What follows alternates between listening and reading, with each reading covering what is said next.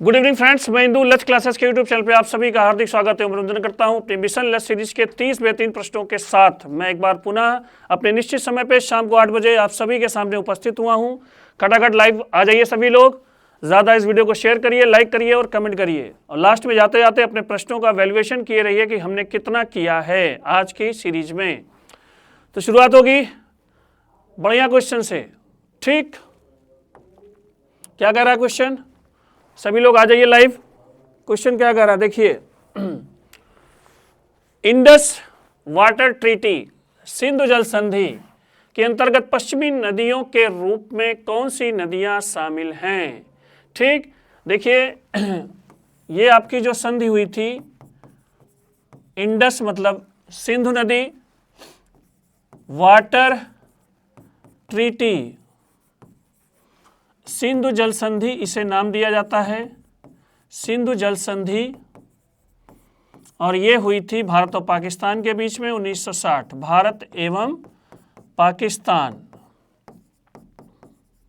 ठीक, और इसमें जो वर्गीकृत किया गया था पश्चिम नदी और पूर्वी नदी, इन नदियों को, सिंधु एवं उसकी सहायक नदियों को दो वर्गों में बांटा गया था, पश्चिमी नदियां और पूर्वी नदियां। तो इसमें से ये पूछा है कि पश्चिमी नदियां कौन सी थी। देखिए ऑप्शन क्या है, सिंधु रावी और सतलज, सिंधु व्यास और सतलज, सिंधु चिनाब और झेलम, सिंधु चिनाब और सतलज। तो इसमें जो पश्चिमी नदियों के रूप में वर्गीकरण हुआ था, जिस पर नियंत्रण पाकिस्तान का बनाया गया, वो नदियां कौन थी? सिंधु, चिनाब और झेलम। ठीक, इनको किसके नियंत्रण में रखा गया? पाकिस्तान के, और इन्हें पश्चिमी नदियों के रूप में वर्गीकृत किया गया। पूर्वी नदियां कौन थी बाकी बची हुई? पूर्वी नदियां जो थी वो बाकी बची हुई सिंधु एवं सहायक नदी तंत्र से। पूर्वी नदियां कौन है? सतलज, सतलज, रावी और व्यास। सतलज, रावी और व्यास, ये आपकी कैटेगराइज की गई पूर्वी नदियों के रूप में, और इनका नियंत्रण दिया गया किसे? भारत को। ठीक, तो इसका राइट आंसर है, इस प्रश्न का राइट आंसर है option number C, Sindhu Chenab और झेलम। ठीक, बढ़ते हैं आज के अगले क्वेश्चन की ओर। क्वेश्चन नंबर 2, साइंस से रिलेटेड बढ़िया क्वेश्चन। ब्लीचिंग पाउडर बनाने के लिए निम्नलिखित में से किस गैस को बुझे चूने से गुजारा जाता है? ठीक, ammonia, chlorine, carbon dioxide, hydrogen. ठीक, तो इसमें से ब्लीचिंग पाउडर हमें बनाना है। ब्लीचिंग पाउडर को कहते हैं विरंजक चूर्ण भी कहते हैं, विरंजक चूर्ण कहते हैं, जिसका उपयोग जो है सफाई में होता है। ठीक, सफाई में इसका प्रयोग होता है, जिसका फार्मूला है CaOCl2। ठीक, और इसको हम लोग बुझे चूने और निम्नलिखित में से किस गैस के रिएक्शन से प्राप्त करते हैं, उस गैस का नाम आपको ढूंढना है। Ammonia, chlorine, carbon dioxide, hydrogen. तो इनमें से बुझे चूने से हम पास करते हैं किसको? क्लोरीन से। क्लोरीन को पास करते हैं और हम प्राप्त करते हैं कौन सा? विरंजक चूर्ण या आपका ब्लीचिंग पाउडर। ठीक, एंटीबैक्टीरियल, एंटी फंगल, ठीक है, बहुत सारी चीज़ों में सफाई के लिए इसका प्रयोग किया जाता है। तो इसका राइट आंसर है ऑप्शन नंबर बी, क्लोरीन। बढ़ते हैं अगले क्वेश्चन की ओर। खटाखट आंसर देते रहिएगा, ज़्यादा इस वीडियो को शेयर करिए, लाइक करिए और कमेंट करिए। तीसरा प्रश्न भी आपका साइंस से है। ठोस पदार्थों में ऊष्मांतरण, ऊष्मा का हस्तांतरण की प्रक्रिया को ... के रूप में जाना जाता है। ठीक, ऊष्मारोधन, विकिरण, ठीक है, संवहन, चालन। ठीक, तो इसमें ठोस पदार्थों में जो ऊष्मा ट्रांसफर होती है, ठोस पदार्थों में जो ऊष्मा ट्रांसफर होती है एक स्थान से दूसरे स्थान पे, तो उस प्रक्रिया को पूछा गया है। जैसे यदि हम लोहे की राड के एक सिरे को गर्म करेंगे तो दूसरा सिरा जो है धीरे धीरे क्या हो जाता है? गर्म हो जाता है। तो इस प्रक्रिया को निम्नलिखित में से किस नाम से जाना जाता है? तो वो प्रक्रिया आपकी कहलाती है चालन, जिसको इंग्लिश से बोलते हैं कंडक्शन। क्या बोलते हैं?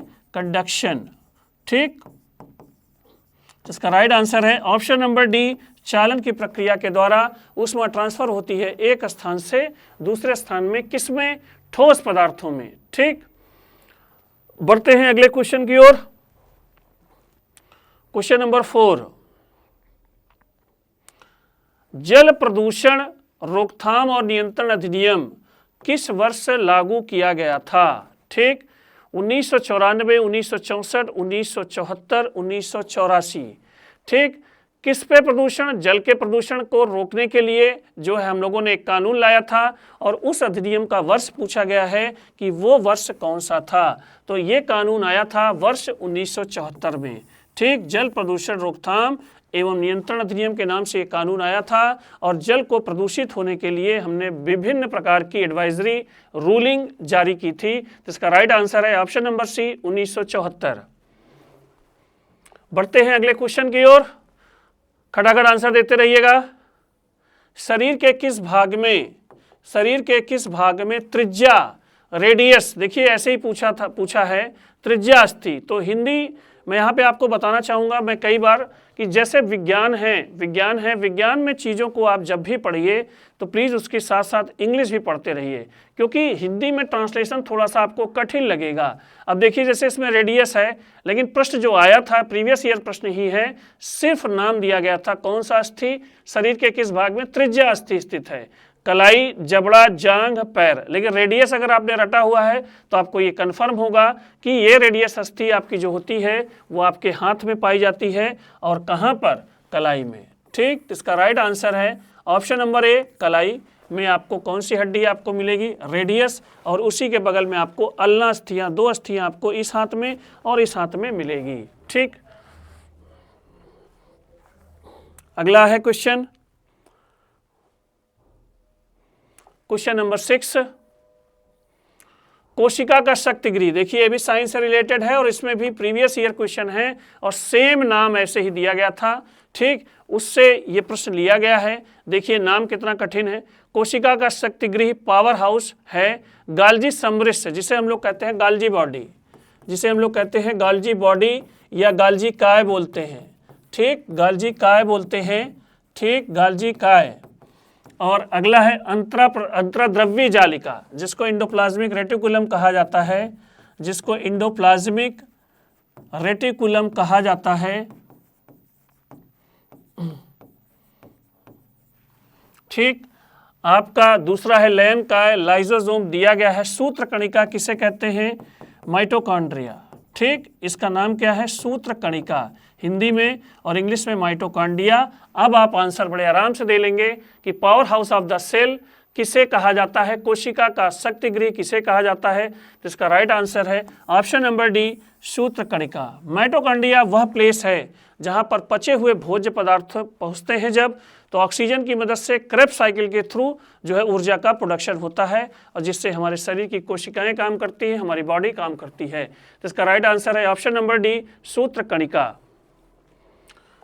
बढ़ते हैं अगले क्वेश्चन की ओर, क्वेश्चन नंबर 7, बढ़िया क्वेश्चन। भारत और श्रीलंका को कौन सा जल डमरू मध्य, ठीक, जो है खाड़ी अलग करता है, मन्नार की खाड़ी, अकाबा की खाड़ी, मैक्सिको की खाड़ी, पाक जल डमरू मध्य। यहाँ पे मैं बच्चों आपको बताना चाहूँगा, चाहे जल डमरू मध्य दिया रहे या चाहे जल डमरू मध्य दिया रहे,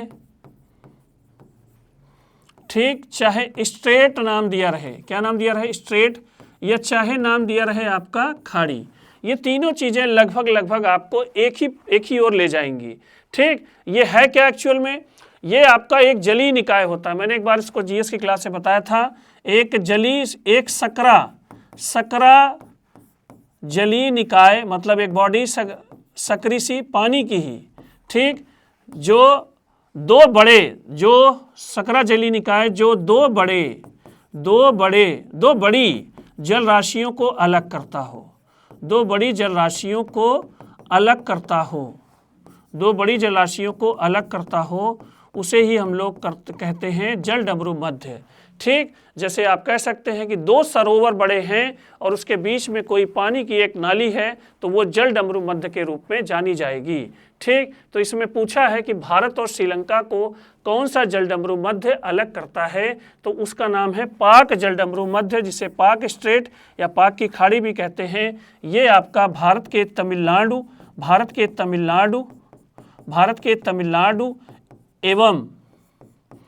एवं उत्तरी श्रीलंका के मध्य स्थित है। ठीक, तो इसका राइट आंसर है ऑप्शन नंबर डी, पाक जल डमरू मध्य। खटाखट आंसर देते रहिएगा सभी लोग, लास्ट तक क्लास से बने रहिए। किस महाद्वीप के मूल निवासियों को माओरी कहते हैं? किस महाद्वीप के मूल निवासियों को माओरी कहते हैं? ऑस्ट्रेलिया, अफ्रीका, एशिया, दक्षिण अमेरिका। तो यहाँ पर इस महाद्वीप की मूल जो है या आदिम जनजातियों को या जनजातियों का एक नाम है माओरी, और ये पूछा गया है कि ये किस महाद्वीप से रिलेटेड हैं। तो ऑस्ट्रेलिया, अफ्रीका, एशिया, दक्षिण अमेरिका, ये माओरी जनजाति आपकी जो पाई जाती है वो आपकी कहाँ पर? ऑस्ट्रेलिया, और ये ऑस्ट्रेलिया के मूल निवासी माने जाते हैं। तो इसका राइट आंसर है ऑप्शन नंबर ए, ऑस्ट्रेलिया। बढ़ते हैं अगले क्वेश्चन की ओर, खड़ा आंसर देते रहिएगा। बढ़िया क्वेश्चन, बताइए इसको। कोरिंगा वन्य जीव अभयारण्य कहाँ पर है? कोरिंगा ओडिशा, पश्चिम बंगाल, कर्नाटक, आंध्र प्रदेश। ठीक, यहाँ पे मैं आपको एक चीज और बता दूंगा कि भारत का दूसरा सबसे बड़ा मैंग्रोव वन, दूसरा सबसे बड़ा मैंग्रोव वन यहीं पर स्थित है। मैंग्रोव वन यहीं पर स्थित है। ठीक, और भारत का पहला अगर आपसे कोई पूछे तो वो आपका मैंग्रोव वन कौन सा? सुंदरवन। ठीक, ओडिशा, पश्चिम बंगाल, कर्नाटक, आंध्र प्रदेश, इसमें से कहां पर है? तो इसका राइट आंसर है option number D, Andhra Pradesh में काकीनाडा प्लेस है, वहीं पर आपका ये कोरिंगा वन्य जीव अभयारण्य आपको देखने को मिलेगा। मैंग्रोव वन के साथ साथ ये पक्षियों के लिए बहुत फेमस है, पक्षियों के लिए फेमस है, और ऐसी बिल्लियों के लिए फेमस है जो मछली बहुत तेजी से पकड़ती हैं, कैटफिश इसको बोलते हैं, और उन सभी का जमावड़ा आपको मिलेगा किस वन्य जीव अभयारण्य में? कोरिंगा वन्य जीव अभयारण्य में, जो आपके आंध्र प्रदेश के काकीनाडा में स्थित है। इसका राइट आंसर है option number D, Andhra Pradesh. Question number 10, अनुसूचित जनजातियों के लिए लोकसभा में कितनी सीटें आरक्षित हैं? 29, 47, 34, 17। इनमें से कितनी सीटें आपकी जो है वो अनुसूचित जनजातियों के लिए आरक्षित हैं? तो इसमें जो आपका राइट आंसर है, देखिए एससी के लिए आपकी लोकसभा में, एससी के लिए लोकसभा में आपकी 84 सीटें आरक्षित हैं, और एसटी के लिए, शेड्यूल ट्राइब के लिए आपकी जो सीटों की संख्या है वह है 47। तो इसका राइट आंसर है ऑप्शन नंबर बी, 47। तो 47 सीटों को हमने रिजर्व किया है एसटी के लिए लोकसभा में। खटाखट आंसर देते रहिएगा।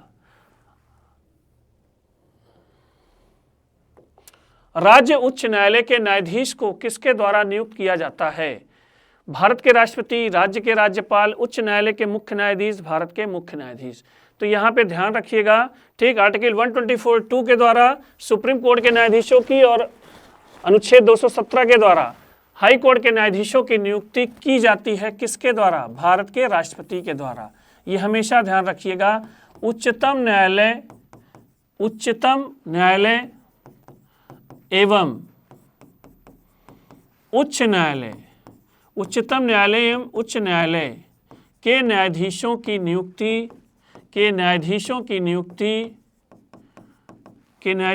नियुक्ति राष्ट्रपति के द्वारा होगी। किसके द्वारा होगी?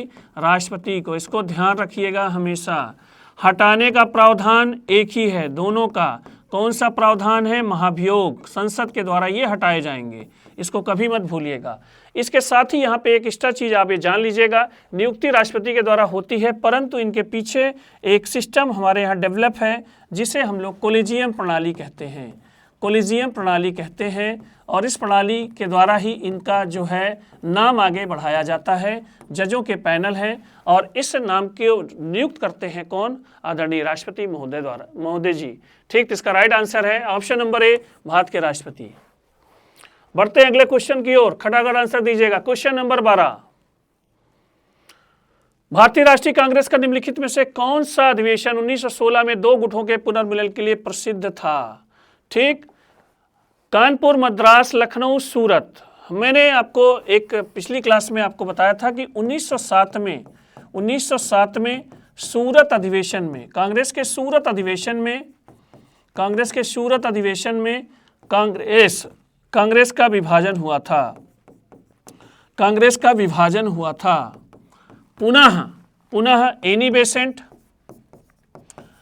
बेसेंट बाल गंगाधर तिलक जी के प्रयासों के द्वारा जो है 1916 में, ठीक, ये दोनों आपका जो विभाजन हुआ था, तो वो गर्म पंथ और नरम पंथ के बीच में हुआ था। तो 1916 में गरम पंथ और नरम पंथ पुनः एक हुए, गरम पंथ एवं नरम पंथ पुनः एक हुए।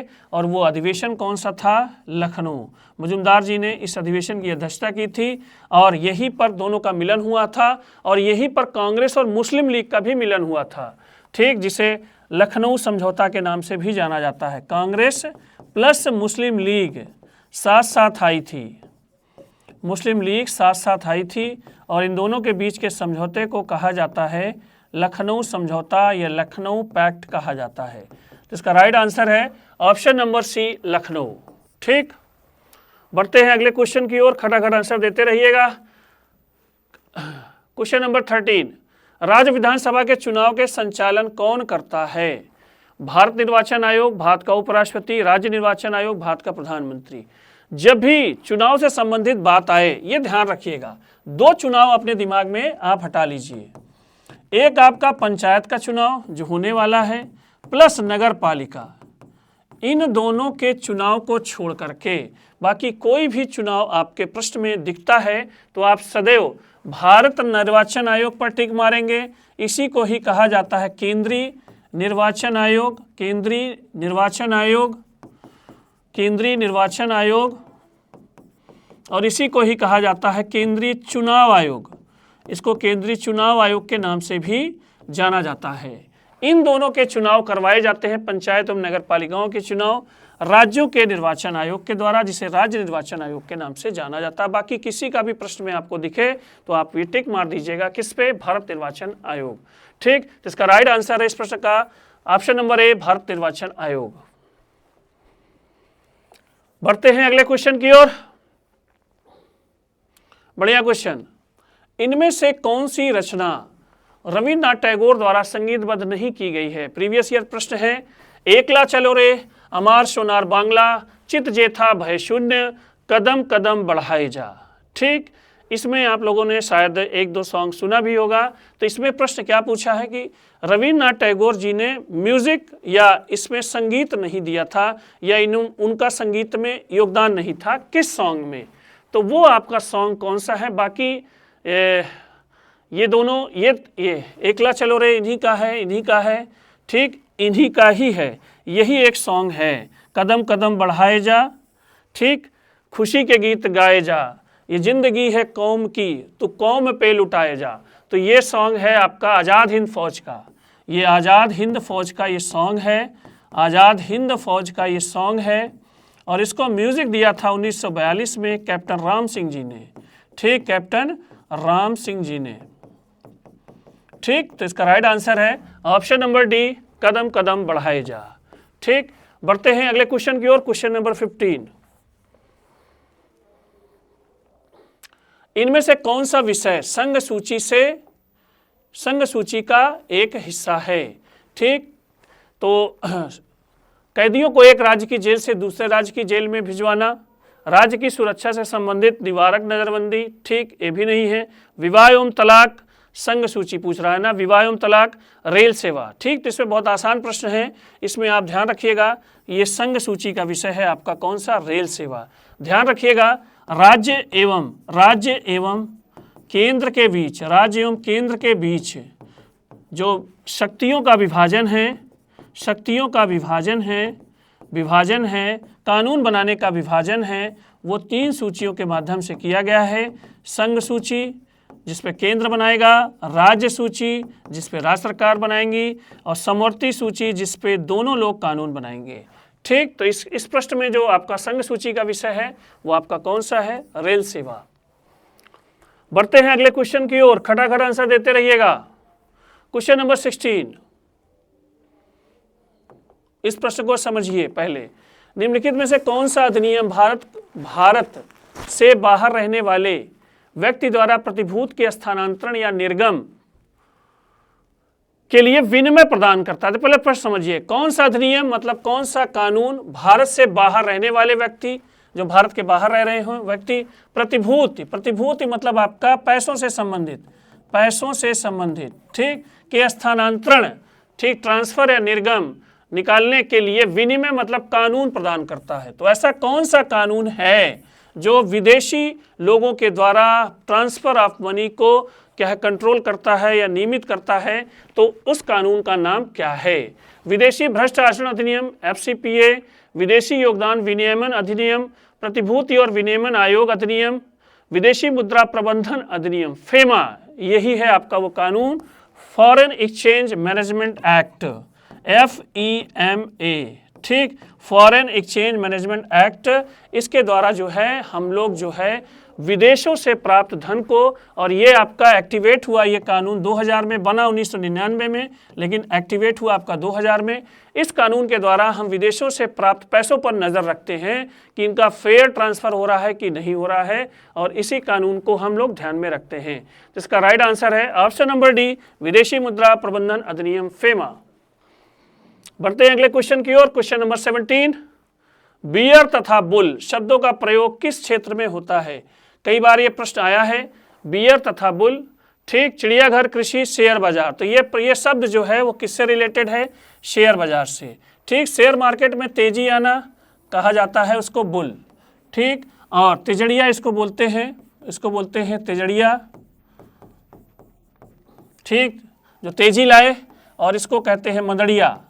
ठीक, मंदी लाए। ठीक, तेजी लाना, तेजी लाने वाले, और ये कमी लाने वाले। ठीक, तो ये आपका क्या है? शेयर मार्केट से रिलेटेड है। ठीक, ऐसे लोग, ऐसी कंपनियां, ऐसे जो तेजी लाते हैं मार्केट में, खरीद फरोख्त, खरीद बढ़ जाती है तो उसे कहते हैं तिजड़िया, और जब मार्केट डाउन होता है तो उसे कहते हैं मंदड़िया। ठीक, ऐसे लोगों को मंदड़िया के नाम से जाना जाता है। तो शेयर बाजार से लिंक ये दोनों शब्द है, बियर एंड बुल। बढ़ते हैं अगले क्वेश्चन की ओर। क्वेश्चन नंबर 18, बढ़िया क्वेश्चन। 1 लाख से ज़्यादा की जनसंख्या लेकिन 10 लाख से कम जनसंख्या के शहर का प्रशासन करने वाली शहरी स्थानीय निकाय को कौन सी है? ठीक, देखिए इसमें पॉपुलेशन, अगर हम लोग शहरी स्थानीय निकाय या शहरी, देखिए एक नाम और भी आपको मैं निकाल दे रहा हूँ, शहरी स्थानीय स्वशासन इकाई, शहरी स्थानीय स्वशासन इकाई। अब थोड़ा सा आप हिंट जान गए होंगे, शहरी स्वशासन, स्थानीय स्वशासन इकाई। ठीक, ये है, कौन सी है? पॉपुलेशन कितनी, ध्यान रखिएगा, 1 लाख से 10 लाख के बीच में। ठीक, तो आप ध्यान रखिएगा 1 लाख से कम आपकी जो होती है वो आपकी नगर पंचायत है। कौन सी है? नगर पंचायत। 1 लाख से 10 लाख के बीच में है तो वो आपका स्थानीय निकाय कौन सा कहलाता है? नगर पालिका। और 10 लाख से अबव जो होगा वो आपका कौन सी नगर पालिका होती है? महानगर पालिका या नगर निगम इसे बोलते हैं। क्या बोलते हैं? नगर निगम बोलते हैं। ठीक, तो इस प्रश्न में जो पॉपुलेशन का क्राइटेरिया है 1 लाख से 10 लाख के बीच में है, तो ऐसे स्थानीय स्वशासन इकाई को या स्थानीय निकाय को हम लोग किस नाम से जानते हैं? नगर पालिका के नाम से जानते हैं। तो इसका राइट आंसर है ऑप्शन नंबर बी, नगर पालिका। बढ़ते हैं अगले क्वेश्चन की ओर। क्वेश्चन नंबर 19, राष्ट्रीय मानवाधिकार आयोग NHRC, national human rights commission का स्थापना किस वर्ष हुआ था? 1993, 1995, 1994, 1992। एक बार मैंने प्रश्न में इसका स्थापना वर्ष बताया है, अक्टूबर 1993 में इसकी स्थापना हुई थी। तो राइट आंसर है ऑप्शन नंबर ए, 1993। बढ़ते हैं अगले क्वेश्चन की ओर।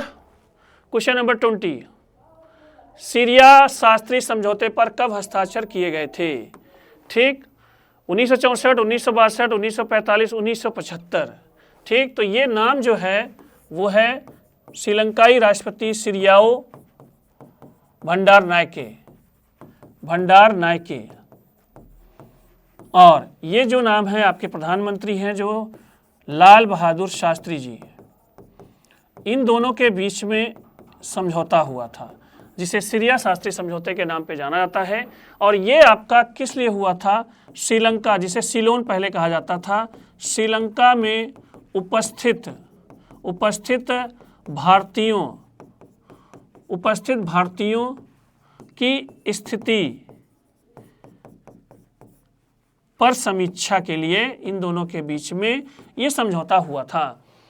जैसे आप लोगों को नहीं ध्यान होगा, जैसे मैंने बताया है, क्लास में अपनी बताया है कि श्रीलंका में एक बहुत खतरनाक आतंकवादी संगठन होता था एक समय, जिसे लिट्टे के नाम से जाना जाता था। लिट्टे के नाम से जाना जाता था। Liberation tiger of Tamil Eelam के नाम से इसको जाना जाता था। इसका जो है जो चीफ थे वो थे प्रभाकरण, और एक्चुअल में ये तमिल लोगों का किसका था, तमिल लोगों का संगठन था जो श्रीलंका में अपने अस्तित्व की लड़ाई लड़ रहा था। ठीक, श्रीलंका में दो लोग मेजॉरिटी में हैं, तमिल हैं, दूसरे सिंगल हैं, और तमिलनाडु से गए हैं, भारत से गए हैं। तो इनके विस्थापन से जुड़ी हुई इनकी स्थिति पर समीक्षा करने के लिए बहुत पहले वर्ष 1964 में जो है हमारे जो है प्रधानमंत्री शास्त्री जी के बीच में और सिरियाऊ भंडार नायके के बीच में जो समझौता हुआ था, इसे सिरिया शास्त्री समझौते के नाम से जाना जाता है, 1964 में हुआ था। तो राइट आंसर है ऑप्शन नंबर ए, 1964।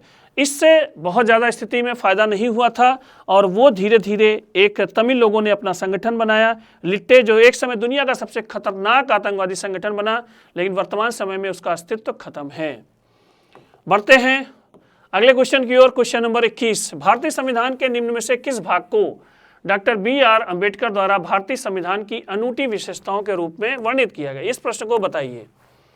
ठीक, भारतीय संविधान के निम्न में से किस भाग को BR अम्बेडकर द्वारा भारतीय संविधान की अनूठी विशेषताओं के रूप में वर्णित किया गया था? ठीक, भाग आपका 6, भाग 9, भाग 4, भाग 3। तो इन्होंने जो भारतीय संविधान की अनूठी विशेषता बताया है वो बताया है किस भाग को? भाग 4 को। ठीक, directive principles of state policy, राज्य के नीति निदेशक तत्व को उन्होंने अनूठी विशेषता के रूप में इंडिकेट किया है। ठीक, तो इसका राइट आंसर है ऑप्शन नंबर सी, भाग 4। बढ़ते हैं अगले क्वेश्चन की ओर। क्वेश्चन नंबर 22, बहुत ही आसान प्रश्न है। भारतीय संविधान की तीसरी अनुसूची से क्या संबंधित है? अनुसूचित क्षेत्रों, अनुसूचित जनजातियों के प्रशासन और नियंत्रण संबंधित प्रावधान नहीं, केंद्र शासित प्रदेशों के नाम और उनका विस्तार, केंद्र और राज्यों के बीच शक्तियों का विभाजन नहीं। ऑप्शन नंबर डी, शपथ या अभिकथनों के प्रकार। ठीक, तो ये अनुसूची 3 जुड़ी है शपथ या अभिकथनों के प्रकार से। तो इसका राइट आंसर है ऑप्शन नंबर डी, 22। अगला क्वेश्चन, क्वेश्चन नंबर 23, वह कौन सा फोरम है जो एड्रियाटिक सागर, बाल्टिक सागर और काला सागर के बीच के यूरोपीय संघ के 13 सदस्यों को एक साथ लाता है? ठीक, मतलब एड्रियाटिक सागर, बाल्टिक सागर और काला सागर के बीच के ये देश हैं, यूरोपीय संघ के देश हैं, लेकिन इनकी एक अलग जो है इनका एक अलग समूह भी है, यूरोपीय परिषद, यूरोपीय संघ, द 3 सीज इनिशिएटिव। तो 3 सीज ये आपका 3 है, द 3 सीज इनिशिएटिव, 3SI, अंतर्राष्ट्रीय समुद्री संगठन। तो ऐसे 13 देश जो अपने संगठन बनाए हैं वो कहलाए जाते हैं द 3 सीज इनिशिएटिव के नाम से ये संगठन जाना जाता है, जो 13 देशों को मिला करके बनाया गया है। तो इसका राइट आंसर है ऑप्शन नंबर सी। बढ़ते हैं question number 24, cricket my style, बहुत फेमस किताब, निम्नलिखित में से किसकी रचना है? कपिल देव, सुनील गावस्कर, संदीप पाटिल, सचिन तेंदुलकर। तो यह पुस्तक जो है वो फेमस ऑलराउंडर भारतीय क्रिकेट के कपिल देव जी के जीवन पर यह बनी बुक है, जिसे काफ़ी पॉपुलरिटी मिली है, Kapil Dev, cricket my style. बढ़ते हैं अगले क्वेश्चन की ओर। क्वेश्चन नंबर 25, दिवस से रिलेटेड क्वेश्चन है, खड़ा आंसर देते रहिएगा। 5 क्वेश्चन और हैं। भारत में किसान दिवस कब मनाया जाता है? 2 अक्टूबर, 2 मार्च, 23 दिसंबर, 14 अप्रैल। ठीक, तो चौधरी चरण सिंह के जन्म दिवस पर, चौधरी चरण सिंह भूतपूर्व प्रधानमंत्री, फेमस किसान नेता, चौधरी चरण सिंह जी के जन्म दिवस के उपलक्ष्य में हम लोग प्रतिवर्ष 23 दिसंबर को किसान दिवस के रूप में मनाते हैं। तो इसका राइट आंसर है ऑप्शन नंबर सी, 23 दिसंबर। बढ़ते हैं अगले क्वेश्चन की ओर। Question number 26, Uttar Pradesh police विभाग की इकाई ... पुलिस और नागरिकों के बीच एक पुल बनाने और महिलाओं के मुद्दों के संबंध में पुलिस में जनता का विश्वास बढ़ाने के लिए बनाई गई है। एक जो है इकाई है पुलिस विभाग के आपके उत्तर प्रदेश की, महिला सम्मान प्रकोष्ठ, महिला किसान अधिकार मंच, महिला सामाजिक अनुसंधान, महिला प्रदान। ठीक, तो इसमें जो राइट आंसर है वो आपका है कौन सा, महिला सम्मान प्रकोष्ठ नामक इकाई जो है वो पुलिस और नागरिकों के बीच में एक बढ़िया कम्युनिकेशन बनाती है और प्लस महिलाओं के मुद्दे पर ये लोगों में विश्वास दिलाती है कि हाँ ये आपका पुलिस में आपका महिलाओं के प्रति जो है सुरक्षा है। तो महिला सम्मान प्रकोष्ठ नामक इकाई ये कार्य करती है। ठीक, बढ़ते हैं अगले क्वेश्चन की ओर। क्वेश्चन नंबर 27, बढ़िया क्वेश्चन, इसको बताइए। पौधों को ऊर्जा की कम आवश्यकता क्यों होती है? क्योंकि उनमें अत्यधिक मृत कोशिकाएं पाई जाती हैं, क्योंकि वो केवल ऊंचाई में बढ़ते हैं, क्योंकि वे अपना भोजन स्वयं बनाते हैं, क्योंकि वे ऑक्सीजन का उत्पादन करते हैं। ठीक, तो इसमें जो ऑप्शन है ऊर्जा की कम आवश्यकता, तो पहली चीज़ ऊर्जा की कम आवश्यकता उनकी किसी की भी कम होगी कि जिसके पास भौतिक कार्य कम होंगे, भौतिक कार्य कम होंगे।